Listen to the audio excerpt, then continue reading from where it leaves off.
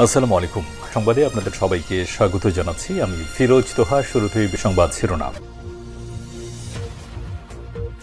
ভারত পাকিস্তানের মধ্যে যুদ্ধের উত্তেজনা, এরই মাঝে আমাদের হাতে এসেছে দুই দেশের ভয়ঙ্কর কিছু গুরুত্বপূর্ণ আপডেট সংবাদ। প্রথমেই জানাবো, ইরানের বন্দরে বিস্ফোরণ, নিহত বেড়ে 14, আহত 800। ইরানের বৃহত্তম বাণিজ্যিক ভবনে শক্তিশালী বিস্ফোরণের ঘটনায় নিহতের সংখ্যা বেড়ে 14 জন ছাড়িয়ে গেছে এবং আহত হয়েছে কমপক্ষে 800 জন। দেশটির রাজধানী তেহরানের 1000 কিলোমিটার 622 মাইল দক্ষিণে অবস্থিত শহীদ রাজৌরি বন্দরে এই ভয়াবহ বিস্ফোরণের ঘটনা ঘটেছে। এরপর জানাবো, আবারও পাক ভারত সেনাদের গুলি বিনিময়। পাকিস্তান ও ভারতের সেনারা দ্বিতীয় দফায় পাল্টাপাল্টি গুলি বিনিময় করেছে। দুই পারমাণবিক অস্ত্রধারী দেশের মধ্যে কাশ্মীর সীমান্তে এই গুলি বিনিময়ের ঘটনা ঘটে বলে জানিয়েছে বার্তা সংস্থা রয়টার্স। এদিকে সিন্ধু নদী থেকে হয় আমাদের জন্য পানি, না হয় ভারতীয়দের রক্ত প্রবাহিত হবে। ভারতকে হুঁশিয়ারি দিয়েছেন বিলাওয়াল। পাকিস্তানের পিপলস পার্টি পিপিপির চেয়ারম্যান বিলাল ভুট্টো জারদারি হুঁশিয়ারি দিয়ে বলেছেন, সিন্ধু নদীর পানি নিয়ে ভারতের প্রধানমন্ত্রী নরেন্দ্র মোদী যে পদক্ষেপ নিয়েছেন তার বিরুদ্ধে পাকিস্তান একত্রিত হয়ে জবাব দেবে। হয় পাকিস্তানিদের জন্য পানি প্রবাহিত হবে, না হয় ভারতীয়দের রক্ত প্রবাহিত হবে। এদিকে দুই ভারতীয়কে গ্রেপ্তার করল লন্ডন পুলিশ। নেপথ্যে যে কারণ, লন্ডনে পাকিস্তানের হাই কমিশনের সামনে ভারতীয়রা বিক্ষোভ করার সময় এক পুলিশ সদস্যকে বিরূপ ভাষায় মন্তব্য করার কারণে দুইজনকে গ্রেপ্তার করা হয়েছে, খবর এক্সপ্রেস ট্রিবিউনের।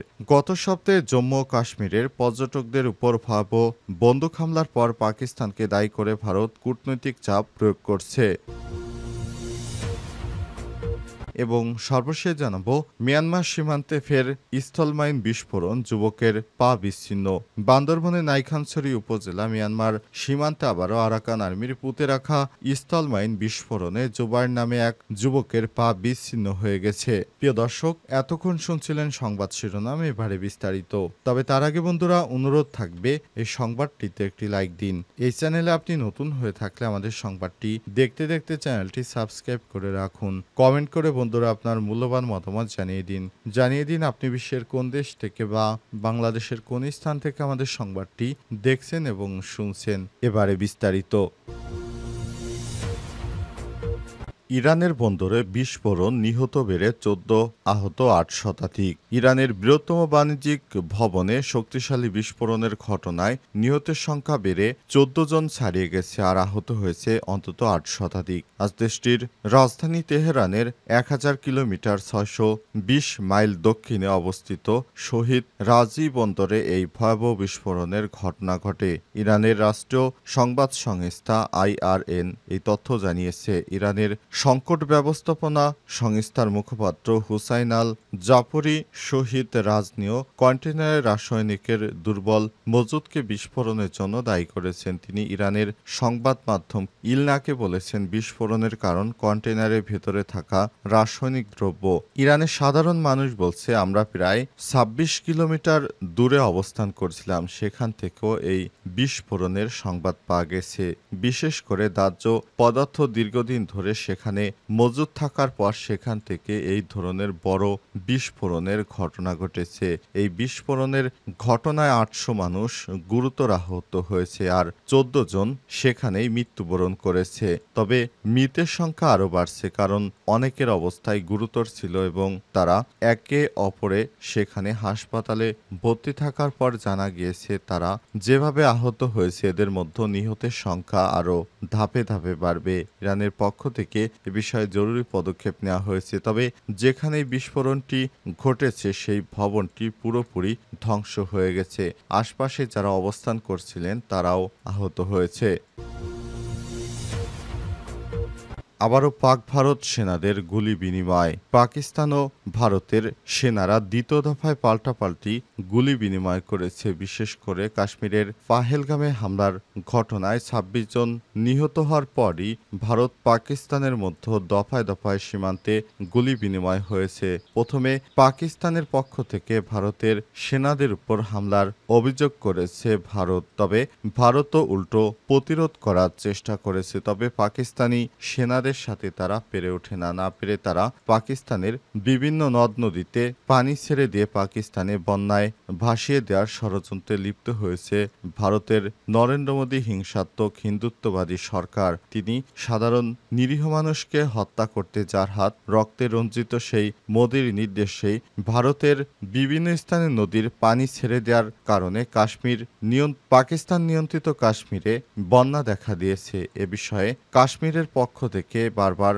সতর্ক করা হয়েছে, সাধারণ মানুষদেরকে সতর্ক জারি করা হয়েছে যাতে করে তারা বন্যার বিষয়ে সতর্ক থাকতে পারে। ২২ এপ্রিল পেহেলগামে হামলার সঙ্গে জড়িত সন্দেহে কাশ্মীরের পুলিশ ২ পাকিস্তানি নাগরিক সহ ৩ সন্দেহভাজনকে শনাক্ত করেছে। এরপরই দুই দেশের মধ্যে এই উত্তেজনা শুরু হয়। সিন্ধু নদী থেকে হয় আমাদের জন্য পানি নয় ভারতের জন্য রক্ত প্রবাহিত হবে বললেন বিলাওয়াল। পাকিস্তান পিপলস পার্টি পিপিপির চেয়ারম্যান বিলাল ভুট্টো জারদারি হুঁশিয়ারি দিয়ে বলেছেন, সিন্ধু নদীর পানি দিয়ে ভারতের প্রধানমন্ত্রী যে পদক্ষেপ নিয়েছে তার বিরুদ্ধে পাকিস্তান একত্রিত হয়ে জবাব দেবে। শুক্রবার ২৬ এপ্রিল তিনি এই খবর জানিয়েছেন। খবর জিও নিউজের। সিন্ধু নদী নিয়ে ভারতের অবৈধ সিদ্ধান্তের বিরুদ্ধে তীব্র নিন্দা জানিয়েছে বিলাল ভুট্টো জারদারি। তিনি বলেছেন, আমাদের সিন্ধু নদীর পানি বন্ধ করে দেওয়ার ঘটনায় ভারতের রক্ত এই নদী দিয়ে প্রবাহিত হবে, না হলে পানি দিতে বাধ্য থাকবে। সিন্ধু নদীর পানি নিয়ে ভারতের প্রধানমন্ত্রী যে নরপিশাচ হস্তক্ষেপ করেছে তার বিরুদ্ধে পাকিস্তান একত্রিত হয়ে জবাব দেবে। সিন্ধু নদী নিয়ে ভারতের অবৈধ সিদ্ধান্তের বিরুদ্ধে বিলাল ভুট্টো এই হুঁশিয়ারি দিয়েছেন। শুক্রবারে আয়োজিত এক জনসমাবেশে বিলালের উপস্থিত জনতাকে অভিনন্দন জানিয়েছে। তিনি বলেছেন, শান্তিনগরের শান্তিযুক্ত আন্দোলনের ফলে ফেডারেল সরকার সীমান্ত সিদ্ধান্ত নিয়েছে। Council of common interest CCI এর অনুমতি ছাড়া সিন্ধু নদ থেকে কোনো খাল নির্মাণ করা যাবে না। তিনি আরো বলেছেন, পাকিস্তান পিপলস পার্টি এবং পাকিস্তান মুসলিম লীগ নওয়াজ পিএমএল এর জন্য একটি চুক্তি সম্পাদিত হয়েছে যাতে উভয় দলের নেতাদের স্বাক্ষরতা রয়েছে। এখন এটি অফিসিয়াল নীতি। এর ফলে পাকিস্তান সরকার সব দেশের অনুমতি ব্যতীত নতুন কোনো খাল তৈরি করতে পারবে না। তিনি আরো বলেছেন, আমি প্রতিশ্রুতি দিয়েছিলাম সিন্ধুকে রক্ষা করব, এই হুমকির ফলে সিন্ধু রক্ষা পেয়েছে, এটি আমাদের বিজয়। বিলাল আরো বলেছেন, সিন্ধু নদীর পানি নিয়ে ভারত আবার উত্তেজনা শুরু করেছে। তিনি আরো বলেছেন, অবৈধভাবে দখল করে নেওয়া জম্মু ও কাশ্মীরে হামলার জন্য নয়াদিল্লি অবৈধভাবে পাকিস্তানকে দায়ী করেছে। তিনি পুনরায় উল্লেখ করে বলেছেন, পাকিস্তান সন্ত্রাসবাদকে দৃঢ়ভাবে নিন্দা করে এবং সবসময় সন্ত্রাসবাদকে প্রতিহত করে। কারণে পাকিস্তান সবসময় সন্ত্রাসীদের বিরুদ্ধে তাদের হামলা অব্যাহত রাখবে। মিয়ানমার সীমান্তে ফের স্থলমাইন বিস্ফোরণ, যুবকের পা বিচ্ছিন্ন। গত রাত ৮টার দিকে চাকঢালা বিওপির কাছে ৪৪ নম্বর সীমান্ত পিলারে জিরো লাইনে এই ঘটনা ঘটে। বান্দরবনের নাইখানছড়ি উপজেলা মিয়ানমার সীমান্তে আবারও আরাকান আর্মির পুঁতে রাখা স্থলমাইন বিস্ফোরণে জুবাইর নামে এক যুবকের পা বিচ্ছিন্ন হয়ে গেছে। আহত জুবাইর চাকঢালা লাম্পামাট গ্রামের আব্দুল হকের ছেলে। খবর পেয়ে স্থানীয়রা জুবাইরকে উদ্ধার করে নাইখানছড়ি সদর হাসপাতালে নিয়ে যায়। এই ঘটনার সত্যতা নিশ্চিত করেছে নাইখানছড়ি থানা ওসি মাসরুল হক। বলেছেন, সীমান্তে এক যুবকের পা বিচ্ছিন্ন হয়ে গেছে বলে আমরা খবর পেয়েছি। চিকিৎসার জন্য তাকে হাসপাতালে নেওয়া হয়েছে। হাসপাতালের এমও ডাক্তার সাইফুল ইসলাম জানিয়েছেন, আহত ওই ব্যক্তিকে প্রাথমিক চিকিৎসা শেষে কক্সবাজার সদর হাসপাতালে উন্নত চিকিৎসার জন্য পাঠানো হয়েছে। নাইখানছড়ি ইউএনও মোহাম্মদ মাজহারুল ইসলাম চৌধুরী ঘটনার সত্য সত্যতা নিশ্চিত করে জানিয়েছেন এই ঘটনার সঙ্গে যারা জড়িত আছে তাদের ব্যাপারে ব্যবস্থা নেওয়া হবে।